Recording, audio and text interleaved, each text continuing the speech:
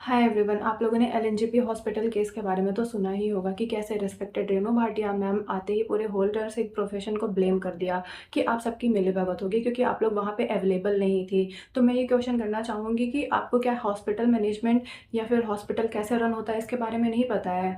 वहाँ पे 3 nurses available थी, आपको बताया गया, तो आपने डायरेक्ट बोल दिया कि उन 3 नर्सेज को सस्पेंड कर दो, बिना ये जाने कि वो 3 नर्सेज 15, 16, 17, 18 जो भी जितनी भी ओपीडी हैं वहाँ पे सेम टाइम पे अवेलेबल कैसे रह सकती हैं। क्या ये डॉक्टर की रिस्पॉन्सिबिलिटी नहीं है? वो किसी फीमेल पेशेंट को एग्जामिन करने जा रहा है तो वो उसको कॉल करके बुलाए। क्या ये सिस्टम फेलियर नहीं है कि नर्स पेशेंट रेशियो नहीं मेंटेन हो पा रहा है? एक ओपीडी में सिर्फ डॉक्टर या फिर नर्स ही नहीं रहते हैं, डॉक्टर और नर्स के अलावा और भी डॉक्टर रहते हैं, इंटर्न्स रहते हैं और उसके बाहर गार्ड भी रहते हैं। तो सवाल सिर्फ नर्सिंग ऑफिसर से क्यों किया गया? ठीक है, इन्वेस्टिगेशन के लिए आप सवाल जवाब कर सकते हैं बट पब्लिकली ह्यूमिलिएशन नहीं कर सकते हैं, और पूरे होल नर्सिंग प्रोफेशन पे तो बिल्कुल नहीं, क्योंकि अगर कोई एक क्रिमिनल है भी तो आप ये नहीं कह सकते कि पूरा होल प्रोफेशन ही जिम्मेदार है, सबकी मिलीभगत है। नहीं, आप तब कहाँ थे जब वो क्रिमिनल को अपॉइंट किया जा रहा था, उसको लाइसेंस मिला? आप सिस्टम से क्यों नहीं क्वेश्चन कर रही हैं कि उसको अपॉइंट कैसे कर लिया गया? क्या ये पूरी हायर अथॉरिटी की मिलीभगत नहीं है फिर?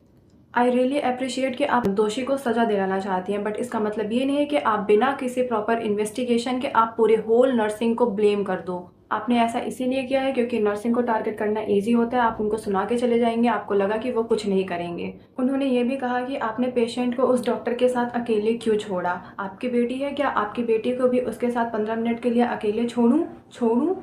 तो पहली बात तो ये कि नर्स को कैसे पता होगा कि वो डॉक्टर किसी फीमेल पेशेंट का एग्जामिनेशन करने जा रहा है? अगर नर्स वहाँ पे अवेलेबल नहीं थी तो ये डॉक्टर की रिस्पॉन्सिबिलिटी बनती है कि वो वहाँ पे नर्स को कॉल करके बुलाए। दूसरी बात, आप अगर किसी लड़की को न्याय दिलाने आ रही हैं तो आपके अंदर इतनी सिंपैथी तो होनी चाहिए कि आप किसी और लड़की को ऐसे तो नहीं बोल सकती हैं। मैम का ये कहना है कि मैम ने जो कहा है बिल्कुल सही कहा है, वो इस बात के लिए माफ़ी नहीं मांगेंगी। तो उनके पब्लिक ह्यूमिलिएशन की वजह से, उनके इन्हीं सब सेंटेंसेस की वजह से जो कॉमन पीपल्स है वो पूरे होल नर्सिंग स्टाफ को ब्लेम कर रहे हैं कि पूरे नर्सिंग स्टाफ की गलती है, नर्सिंग स्टाफ की वजह से ऐसा हुआ है, नर्सिंग स्टाफ ये, नर्सिंग स्टाफ वो, नर्सिंग ये, नर्सिंग वो। जिस डॉक्टर ने गलती की है कोई उसकी बात कर ही नहीं रहा है। तो मैं कॉमन पीपल से ये भी कहना चाहूँगी कि आप लोग भी थोड़ा लॉजिकली सोचिए, थोड़ा दिमाग से सोचिए, जो दोषी है उसको सजा दिलवाइए, ना कि दूसरे किसी प्रोफेशन को ब्लेम करिए। और मैं भी यही चाहूँगी कि आगे अगर कोई और दोषी निकलता है, चाहे वो नर्सिंग प्रोफेशन से, चाहे डॉक्टर हो, चाहे स्वीपर हो, चाहे जो भी हो, उसको कड़ी से कड़ी सज़ा मिले।